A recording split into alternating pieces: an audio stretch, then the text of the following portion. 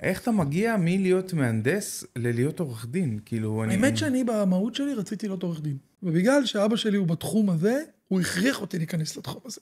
שהתחום הזה הוא עולם מופלא מבחינתי, ואני קיבלתי מנהרת הזמן בזכות אבא שלי, מבחינת הידע שיש לו, ואיך שהוא מעביר את הידע שיש לו, ומה שהוא תרם לי בעיצוב שלי הוא אינסופי. זה נתן לי ממש מנהרת זמן של הקפצה, ולהביא אותי מהר מאוד קדימה, בזכות הדחיפה הענקית הזאת. אבל עדיין, מה שביעבע בי זה עריכת דין, אז ידעתי שמתישהו זה ישתלב. אבל אתה גם בנישה שהיא מאוד מיוחדת, מאוד. כאילו, אתה נותן ליווי משפטי הנדסי, גם בתור מהנדס מצד אחד, גם בתור עורך דין מצד שני.